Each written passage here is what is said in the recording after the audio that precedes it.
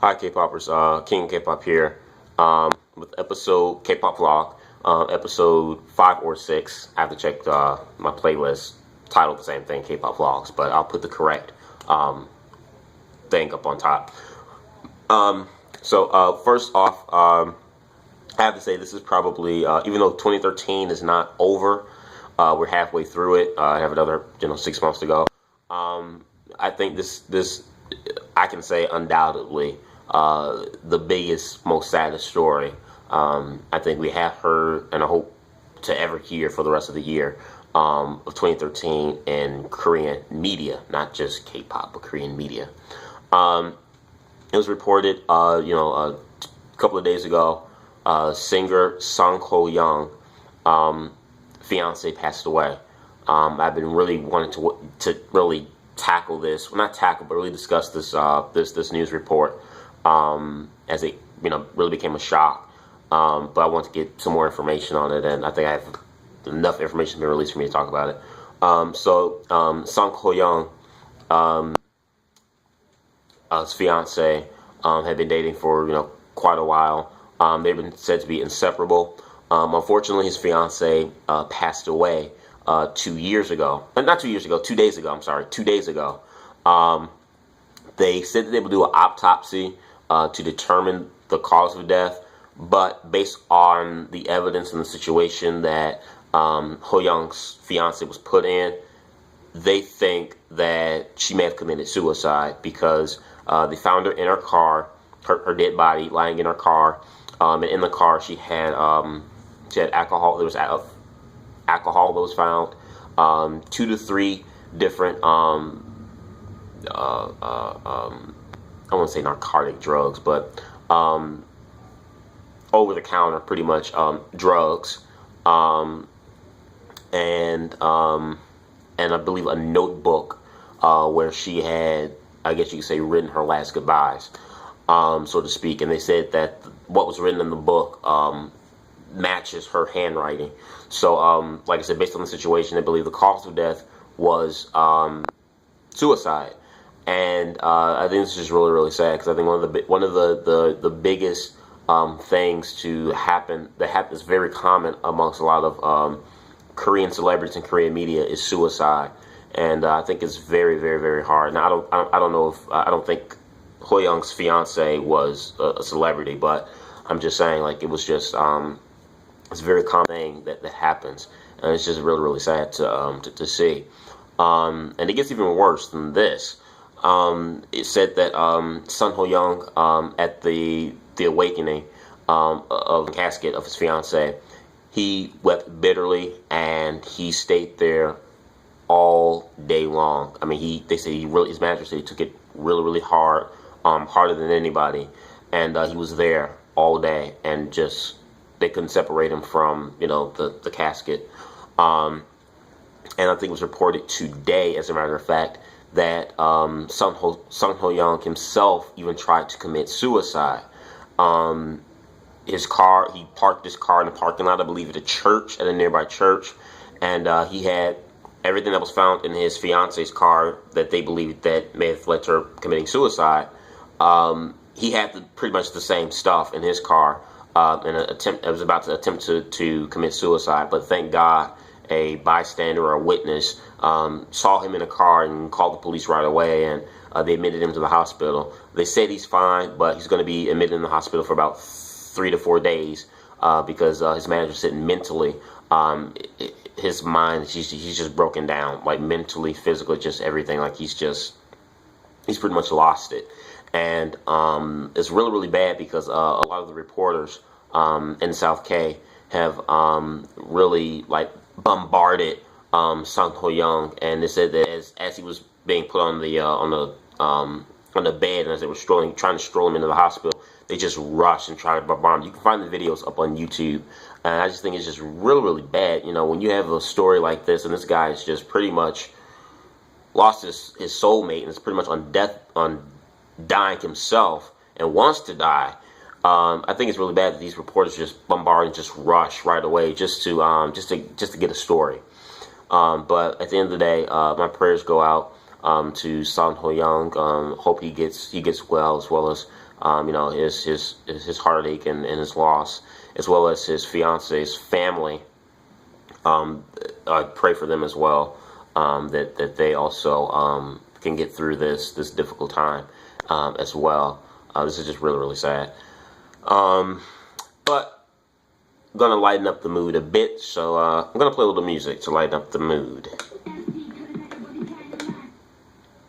Okay.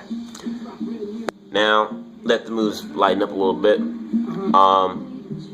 One of the things I want to talk about here is the Boys in Black are coming back. In Black has announced their official comeback June 4th. So kicking off June right away with In Black with their 5th mini album titled Sexy Beat, with 5 or 6 new tracks. So definitely looking forward to this. I hope it's good, because In Black to me, I think, are so underrated. They're my favorite number one underrated boy band, and I hope they do well with this year. Definitely be interesting to see Rain's proteges being In Black going up against JYP's proteges, 2 PM.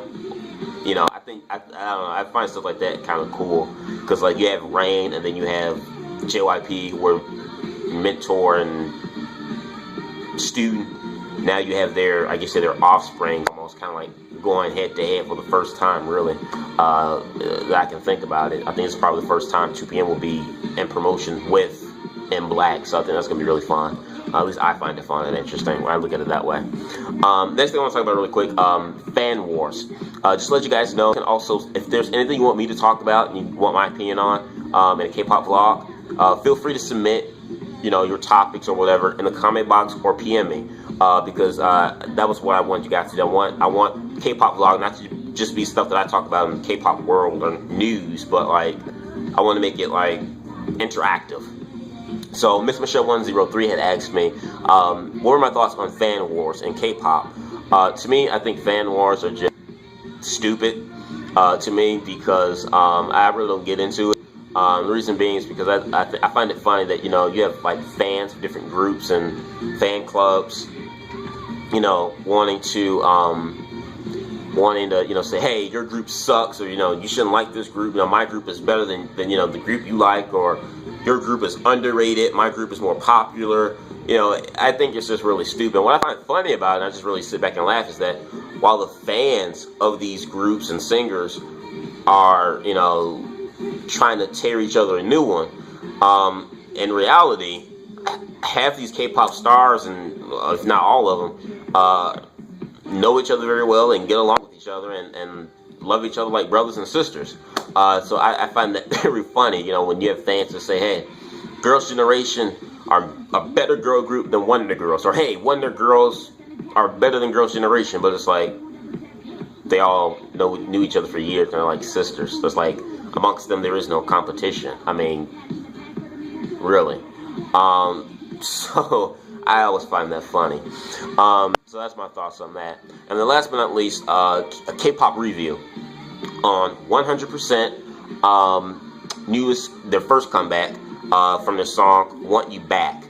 100%, you guys know it's the newest boy band to come from TOP Media, owned by Andy, member of Shinhwa. Their label mates being Teen Top. 100% are back. And I have to say, this is a nice, fresh turnaround for 100%. I really like the song. The song is immediately right away. It's very mature. Kind of gave me like a 2 PM-ish kind of like feel, because they really showed like their beastly side. I think the song is very catchy. Unlike their debut, it's not forgettable. So definitely a catchy song, a good listen. And, you know, I was talking with some other people about it who like 100%, and they thought that, you know, the tone of the video and being kind of mature and managed, I guess, was a little bit too soon for 100%, or find a little bit too inappropriate for them. And I'm like, not really, because I think all the members, if for the exception of maybe 1 or 2 out of the 6, are like, they're all the same age as 2 PM members. Like, they're all in that early mid 20s. So they can easily transition into more a mature theme right away, rather as someone say like their label mates Teen Top, who aren't even considered adults yet. They're still young teenagers, and they said that young pure image that they have to keep until they make that transition. So I don't get some fangirls that have told me about that. I don't get it. I think it's fine, appropriate that they kind of immediately transition to more of a mature theme and video. But like I said, the song is good. But my one thing I have with 100%, I just feel like they're, I don't know. Maybe gotta give them some time to grow, like Teen Top. But to me, 100% seems like they're going to be a group that's going to struggle a little bit. Like I said, the comeback song is good, but I don't know. I don't know if it's maybe the timing that they come out, or I don't know. It just seems like 100% are going to be that group to kind of struggle to kind of get in the limelight a little bit. And I think they're going to be underrated for quite a while. I hope they become successful, but I really do think 100% they're gonna struggle for a little bit, because I think other people are going to be focusing on XO and New East and BAP, and so you look at that, and I think 100% are going to struggle a little bit in certain areas for a while. But I wish them the best. You guys give me your thoughts on these topics in the box below. Subscribe. Peace.